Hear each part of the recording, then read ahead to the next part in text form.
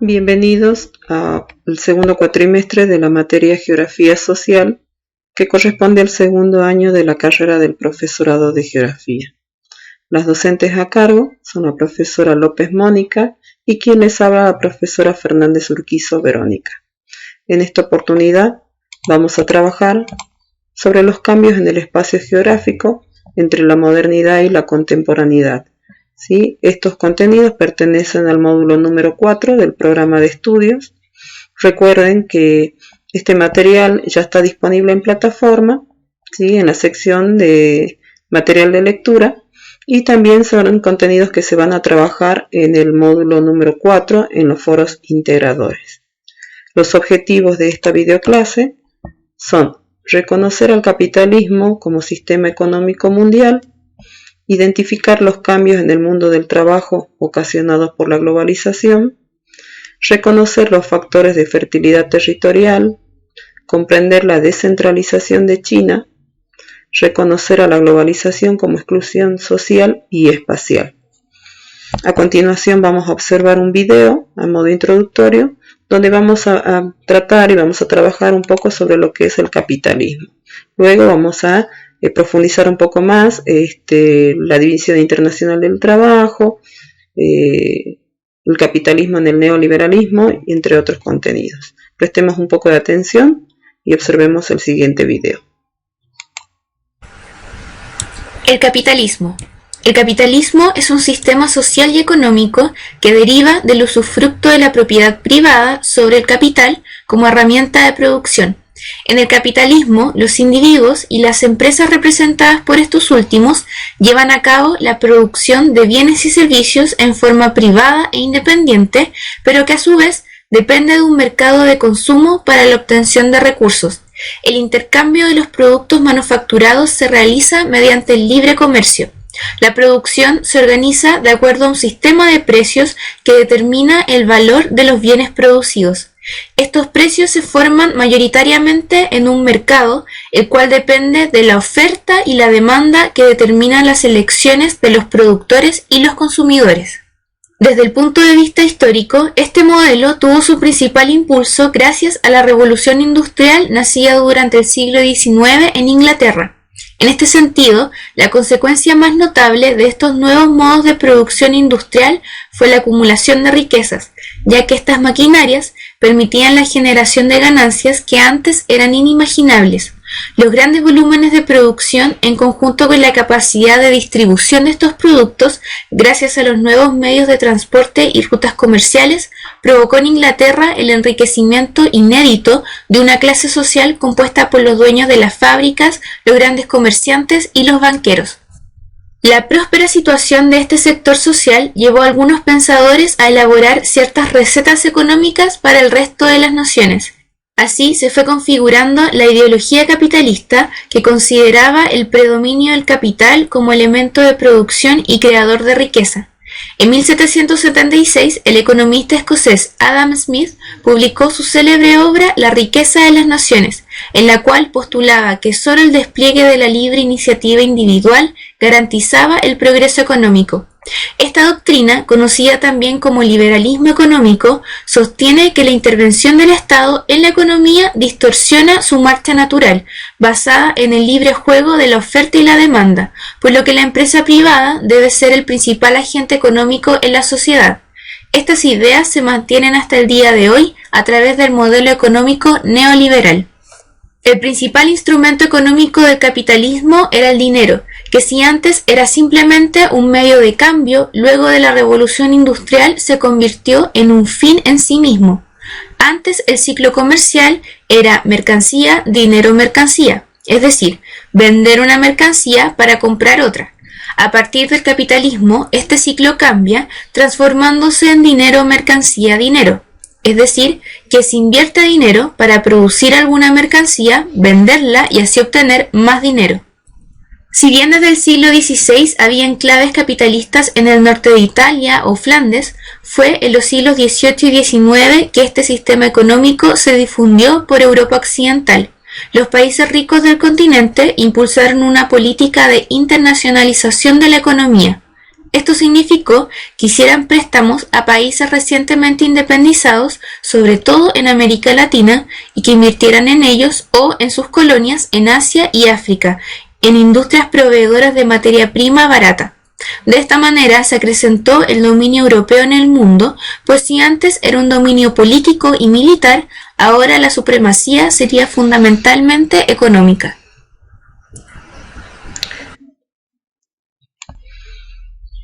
Bien, una vez trabajado ya el concepto de capitalismo, podemos aportar también de que el capitalismo marcó ciertas características en el mundo del trabajo, instaurando la primera división internacional del trabajo. ¿En qué consistía? En un mundo que hacia la segunda mitad del siglo XIX se dividió en dos, en países centrales y en países periféricos. Los países centrales, ¿sí?, se caracterizaban por ser países industrializados, productores de manufacturas, aquellos que acompañaron a Gran Bretaña en el desarrollo industrial. Por ejemplo, países como Europa, países de Europa, ¿sí?, de Europa Occidental, Estados Unidos y Japón. ¿Sí? Y los países periféricos, ¿sí?, son aquellos que se dedicaban a la producción de materias primas. ¿Sí? Por ejemplo, Argentina, países de Europa Oriental, ¿sí?, América Latina, entre ellos cuando estaba Argentina, valga la redundancia, África y Oceanía. A continuación vamos a trabajar sobre los países centrales y los países periféricos y vamos a ver de qué trata cada uno de ellos. Empezando por los países centrales, ¿sí?, vamos a decir que los países centrales son aquellos cuyas estructuras políticas, social, cultural y económicas son sólidas e influyentes. ¿Sí? Fueron alcanzados por la industrialización y procuran consolidarse como el más prominente en el ejercicio del mundo imperialista. ¿Sí? Las características de estos países son que tienen una gran presencia dentro de las instituciones internacionales y en el sistema financiero mundial. Sus acciones repercuten en los países periféricos o en los países en desarrollo. También producen y exportan materias primas y alimentos, pero principalmente proveen de productos industriales de alta calidad y de tecnología de punta a los países periféricos. Otra característica es que son expansionistas y por ello realizan inversiones en otros países, pues cuentan con grandes capitales y las empresas multinacionales o transnacionales. ¿Sí? Y gozan de altos niveles de consumo en educación y en salud. Esto les permite tener cierta autoridad sobre otras naciones menos favorecidas que pasan a conformar sus periferias, ¿sí?, adoptando sus características y desarrollándose a la par de estas naciones poderosas. Ahora vamos a trabajar un poco, vamos a ver sobre los países centrales, vamos a detallar cada uno de ellos. Por ejemplo, tenemos como ejemplo a Estados Unidos, Gran Bretaña, Alemania y China, entre otros. Estados Unidos es el abanderado del imperialismo cultural. Su economía se equipara con la de China y tiene un papel preponderante en el sistema financiero mundial. Su Producto Interno Bruto alcanza al 15.7 billones de dólares, ¿sí?, aproximadamente. Fue la primera potencia en los ámbitos tecnológicos y científicos del siglo XIX y es altamente competitiva en cuanto a lo académico. Este país está posicionado globalmente como la principal nación industrial y sus instituciones públicas y privadas de educación superior son las más competitivas del mundo. Es un país pluricultural con una de sus mayores tasas de inmigración del planeta. También vale acotar que es el principal comprador del mundo, lo que lo convierte en uno de los clientes claves para el sostenimiento en la economía de otras naciones productoras de materia prima. Luego tenemos a Gran Bretaña, ¿sí?, ubicado al noroeste de Europa continental, es la quinta economía mundial y fue el primer país industrializado del mundo. Tras la caída del colonialismo, ¿sí?, el Reino Unido ha mantenido una relación estrecha con sus antiguas colonias que hoy se han convertido en países centrales, especialmente Estados Unidos y Australia. ¿Sí? Este país posee una significativa influencia económica, cultural y política. Es miembro del Consejo de Seguridad del G8, de la OTAN. No hace mucho tomó la decisión de salir de la Unión Europea, lo que podría traer consecuencias en su estatus internacional. Luego tenemos Alemania, ¿sí? Es uno de los países con mayor influencia migratoria, es el segundo después de los Estados Unidos, y como abanderado de la Unión Europea, lidera las áreas de ciencia y tecnología en el ámbito mundial, y su presupuesto anual es el más alto en comparación con otros. Sus estándares de calidad en el escenario tecnológico son elevados y posee uno de los más eficaces programas de seguridad social. Además, es el líder de la economía en Europa y ocupa el cuarto lugar en el mundo en este ámbito. Y por último tenemos a China. China es uno de los países con más población del planeta Tierra. Su poder adquisitivo lo ubica como la primera superpotencia económica del mundo y su modelo económico sigue las leyes del capitalismo. Forma parte de distintas organizaciones multilaterales, como la Organización de las Naciones Unidas, que sería la ONU, ¿sí? El BRICS, países que son conformados por Brasil, India, China y Sudáfrica, y la Organización Mundial del Comercio, la OMC.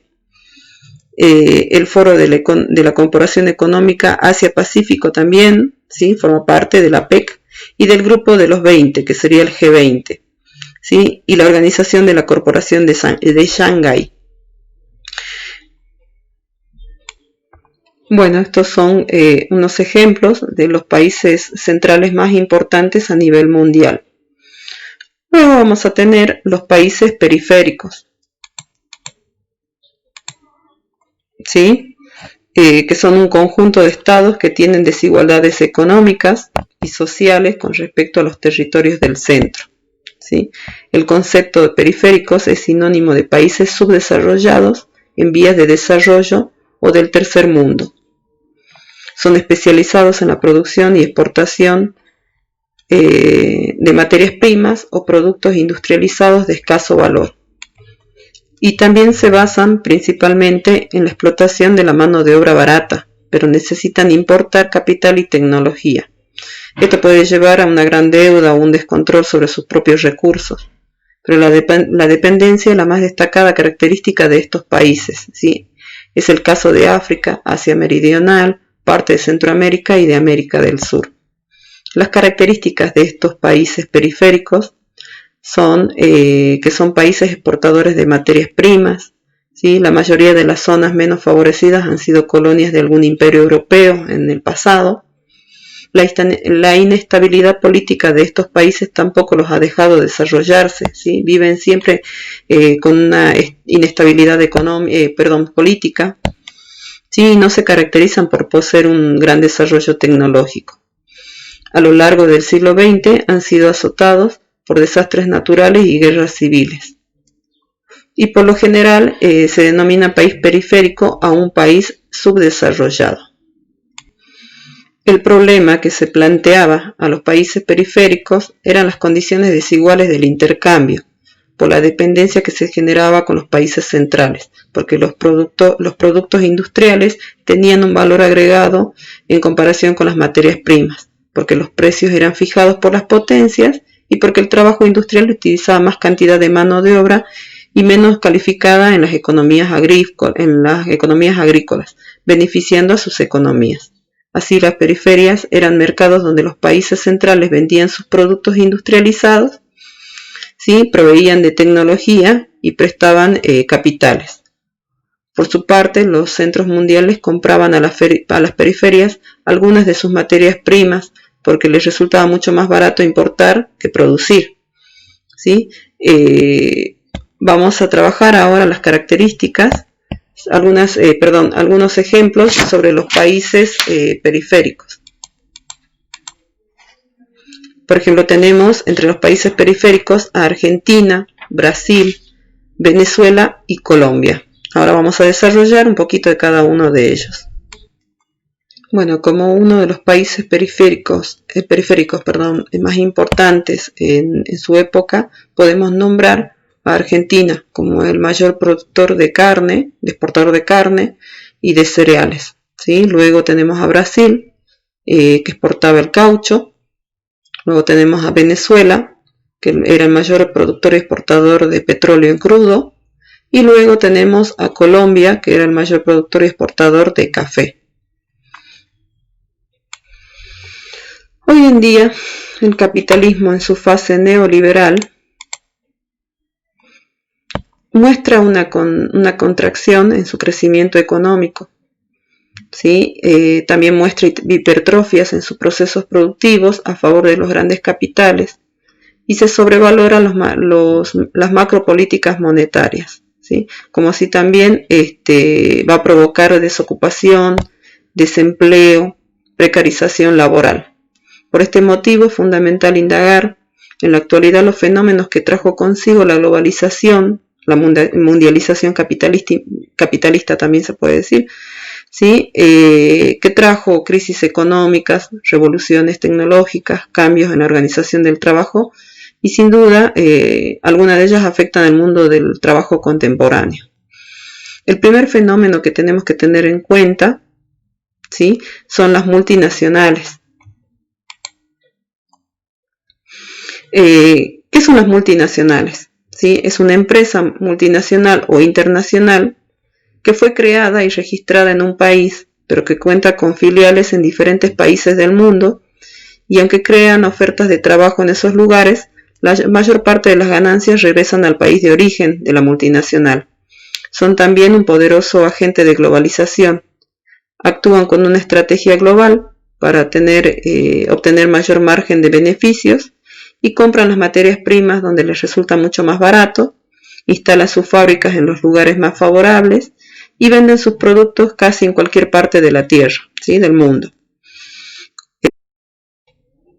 Se comprenden así entonces un grupo de empresas a nivel internacional que son implantadas a través de la economía, de la tecnología y de la comunicación, cuya finalidad va a ser la captación de nuevos clientes, creando una nueva cultura de comercialización de productos de reconocimiento a nivel mundial. Solo buscan captar aquellos nichos del mercado para explotarlos, ¿sí? Van a terminar de desarticular entonces el sistema productivo instaurado desde el Fordismo. Estas multinacionales siempre van a estar a la caza del capital. Por lo tanto, la idea es siempre bajar los costos de producción, ¿sí? Estos grandes establecimientos con el tiempo se hicieron muy onerosos para los capitalistas, que por este motivo van a empezar a descentralizar los procesos productivos, desarticulando la antigua fábrica, ¿sí? Para fragmentarla hoy en día en aquellas latitudes donde los costos de producción son más bajos, ¿sí? Esto va a generar en un primer momento que zonas del mundo que antes no se destacaban por contar con lo que se conoce como la fertilidad territorial para las industrias, cuenten con este ítem que hoy en día lo tenemos muy presente en China, ¿sí? El coloso de China, donde este país, por sus características, cuenta con una mano de obra calificada, barata y disciplinada. Y en segundo lugar, también va a generar la precarización laboral, pues los países, para atraer los capitales de este mundo neoliberal, va a hacer todo lo posible para generar esta fertilidad territorial. Y la mejor y la más eficaz manera de hacerlo es generando condiciones para el surgimiento de una mano de obra barata y disciplinada. Otro fenómeno que va a cambiar al mundo del trabajo son las microcrisis económicas, ¿sí? Estas se dan en todas partes del mundo. Estas crisis o estas microcrisis son recurrentes en el sistema capitalista mundial, ¿sí? Cada vez que existen grandes crisis económicas, correspondían ya las conocidas crisis de estancamiento del capitalismo, entre otras palabras. Estas recesiones económicas van a formar parte de la historia del sistema capitalista, ¿sí? Según este lineamiento, no se habla entonces de retrocesos del capitalismo, ¿sí? O de su eliminación, sino se va a hablar de un periodo de estancamiento en donde ni bien las fuerzas productivas se van a reacomodar para después volver a la normalidad. Bien, otro contenido importante que vamos a desarrollar son los nuevos factores de fertilidad territorial y el neoliberalismo, ¿sí? Uno de los cambios principales en el mundo del trabajo es producto de los nuevos factores de fertilidad territorial, ¿sí? Adoptados por las grandes multinacionales. Estas grandes industrias de banderas nacionales van a perder su poderío, ¿sí? Frente a los capitales que no tienen bandera, ¿sí? O sea, por ejemplo, a las internacionales, pero sí un interés en común, que sería el capital. Estas antiguas industrias, surgidas con la revolución industrial, que utilizaron un modelo de producción fordista, están hoy en declive junto con las grandes industrias de bandera nacional de cualquier estado del mundo, ¿sí? Bueno, antes de seguir avanzando tenemos que entender cómo funcionaban las industrias de corte fordista. Henry Ford inauguró a principios del siglo XX un modo de producción industrial característico de su época, ¿sí? Este sistema se basaba en una combinación de una organización de trabajo altamente especializada y reglamentada a través de las cadenas de montaje, ¿sí? La maquinaria especializada, los salarios más elevados y una planta gigante con una plantilla de obreros muy elevada, ¿sí? Este modo de producción se llevó a cabo en un contexto político determinado y dominado por el estado de bienestar. Pero eso, además de las características ya mencionadas antes, contaba también con las siguientes. Por ejemplo, contaba con grandes aglomeraciones poblacionales en torno al emplazamiento industrial, ¿sí? O algunas veces dentro de un complejo industrial. Estos aglomerados contaban con hospitales, escuelas, tiendas comerciales para que los obreros puedan satisfacer sus necesidades in situ, o sea, en el sitio, ¿sí? Otra serían las finalidades habitacionales para el acceso irrestricto de los obreros a la planta, a sus viviendas propias. Además, también estos complejos industriales centraban todas sus actividades en el lugar, ¿sí? Por ejemplo, la producción, el ensamblaje, la distribución todo era en el mismo complejo, ¿sí? Con el fin de abaratar los costos con un tipo de producción horizontal, ¿sí? Estas unidades de producción fordista no se asentaban en cualquier lugar, sino que se instalaban en lugares donde cumplían ciertos requisitos, donde el sitio se construya, donde en el sitio se pueda construir el emplazamiento de un tipo fordista, ¿sí? Debería contar con recursos necesarios para la construcción de la manufactura a la que se van a dedicar. En muchos casos se intentaba obtener a primera mano los recursos naturales, es decir, que se explotaba la propia empresa, los recursos que se iba a utilizar, o sea, la empresa se explotaba los recursos que se iba a utilizar, ¿sí? Con el fin de abaratar los costos, eliminando intermediarios mediante un estilo de producción jerarquizada u horizontal. En caso de que no se pudiera comprar estos recursos, no se podía obtener estos recursos naturales, se compraban a intermediarios, ¿sí? El sitio debía tener además buenas vías de acceso y de comunicación, no tan solo lo referido a las telecomunicaciones, sino también a las salidas del producto mediante la mayor cantidad de medios de transporte posible, ¿sí? Ya sea marítimos, aéreos o terrestres. Además, este tipo de instalaciones, como se dijo antes, contaba con todo un sistema de producción en el lugar, ¿sí? Es decir, que desde la extracción de los recursos naturales, en caso de ser posible, hasta la distribución del producto final, formaban parte del establecimiento fordista.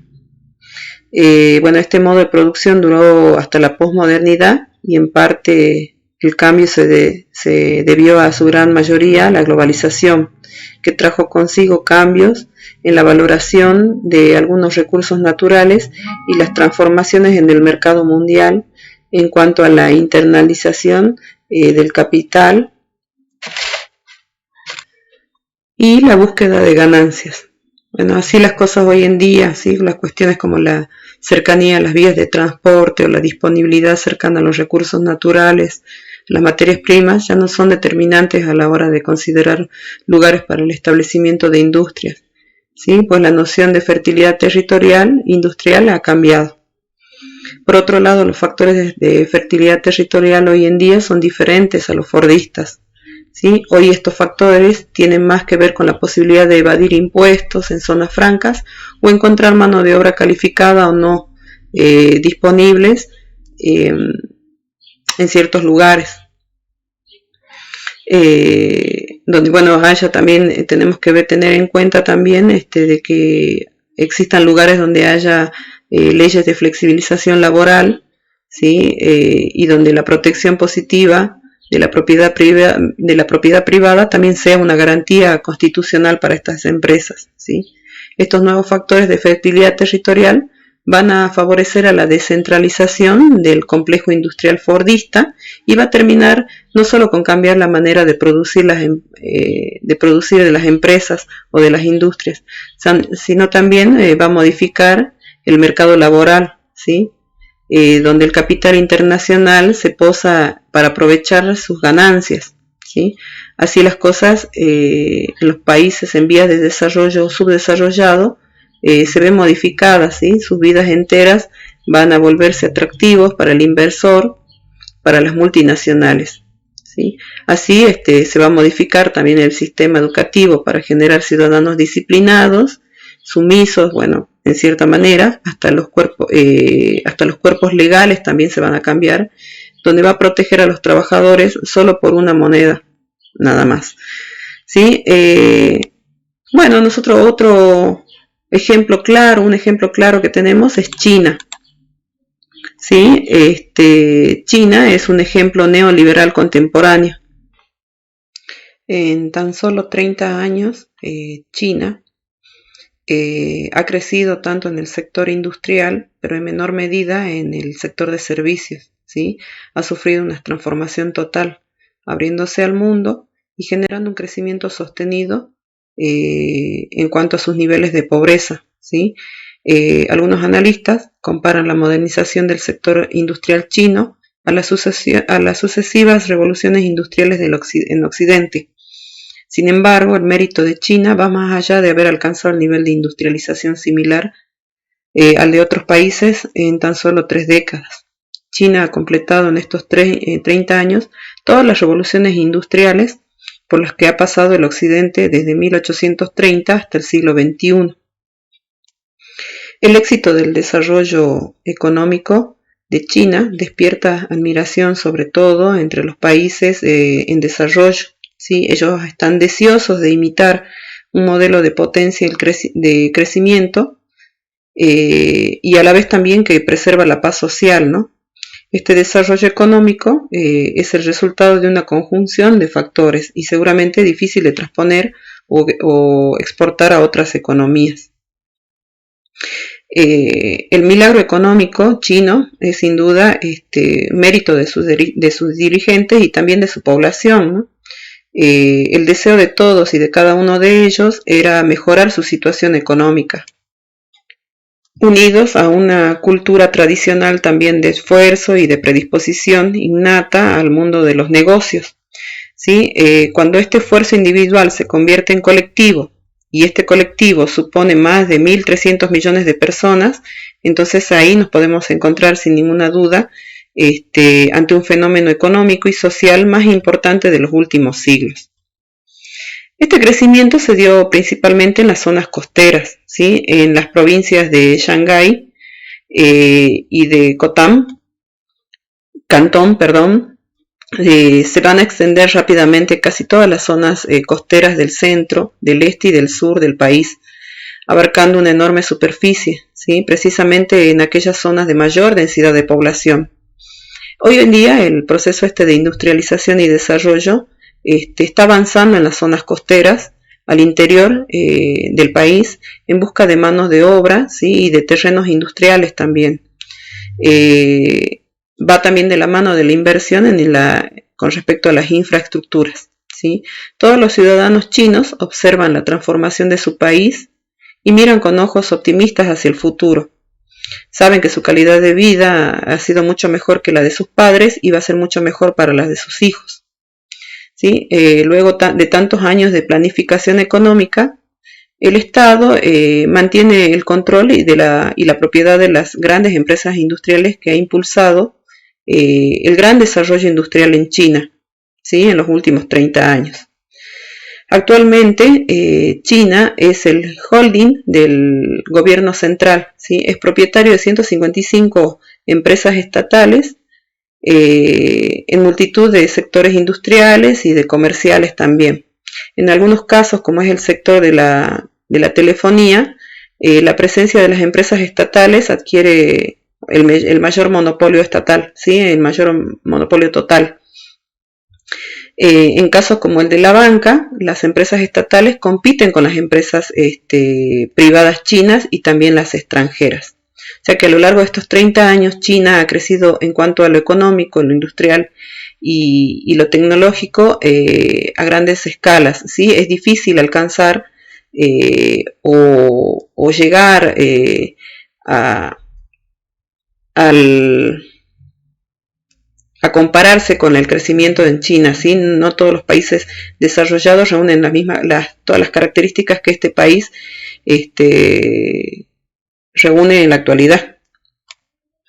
Otro de los contenidos importantes que vamos a trabajar, es la globalización, ¿sí? La globalización siempre ha sido abordada desde sus bondades, ¿sí? Es decir, desde la proliferación de los medios de comunicación y que es el dios de la tecnología.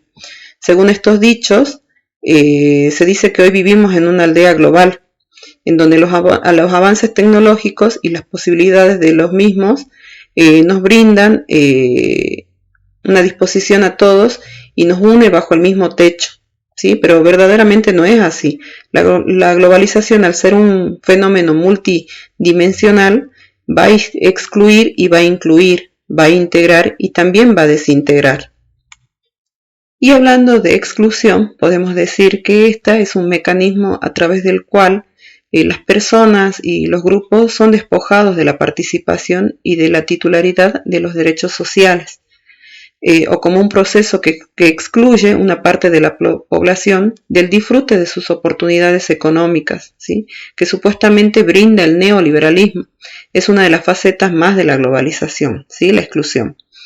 Así, bueno, la globalización va a plantear dos importantes mecanismos de reproducción capitalista. Por un lado tenemos el mercado como un eje regulador de las relaciones económicas y por otro la democracia como reguladora de las formas de poder. Así, bueno, va a aparecer el concepto de exclusión e inclusión, ¿sí? Para explicar un poco sobre la desintegración social que se ha producido como efecto de las interrelaciones comerciales globales, ¿sí? A partir de la idea de que algunos grupos sociales y países aparecen incluidos dentro del sistema y otros, en cambio, se encuentran afuera, ¿sí? Por manifestarse por escasas o ninguna condición de competitividad.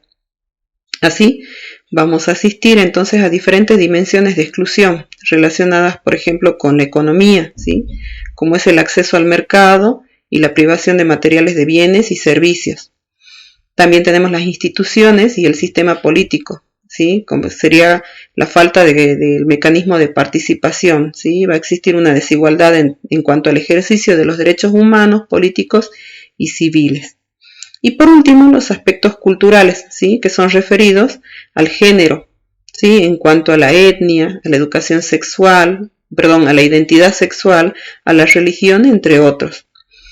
Entonces, la globalización no es solamente un proceso donde nosotros vamos a adquirir bondades o donde nos va a brindar bondades, ¿sí? También tenemos las desventajas del capitalismo, de la globalización, que que es excluir, ¿sí?, a ciertos países que no reúnen los requisitos para integrar este sistema actual en el que estamos viviendo.